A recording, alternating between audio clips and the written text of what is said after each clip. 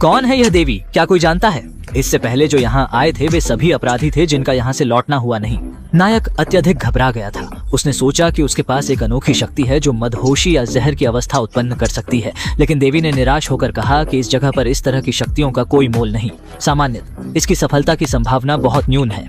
यह यहाँ के निचले दर्जे के असुरों के लिए भी अप्रभावी है, तो तुम किस काम के? जैसे ही यह बात सुनाई दी, कक्षा में अन्य विद्यार्थी व्याकुल हो उठे और इसे शीघ्र समाप्त करने का आग्रह करने लगे। कक्षा की छात्राएं थक चुकी थीं और उन्होंने आराम करने की इच्छा जताई।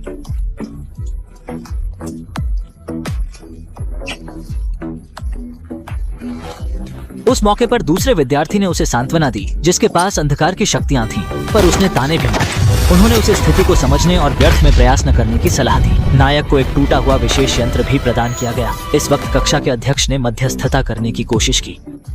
सोच को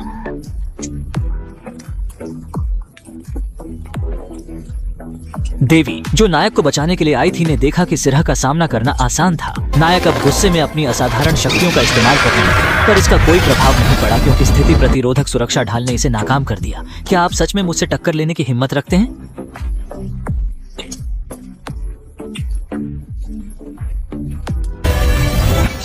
देवी ने सोचा कि यह प्राणों को बचाने आई है, लेकिन सिरह ने बस अपनी क्षमता को जांचने के लिए किया। पूरी कक्षा के ताने सुनते हुए नायक को निर्वासन भूमि पर भेजा गया। वहां अंधेरा था, कुछ भी नहीं देख सका। उसने रोशनी के लिए जादू इस्तेमाल किया। 2 कदम चलते ही उसे मानव की पुरानी लाश दिखी। इस परिस्थिति में नायक केवल भाग सकता था क्योंकि ऐसा दैत्य वह नहीं हरा सकता। डर के मारे उसके पांव में पत्थर लगा और वह गिर गया। उसने दैत्य की ओर देखा। जीवन बचाने के लिए उसने दौड़ा।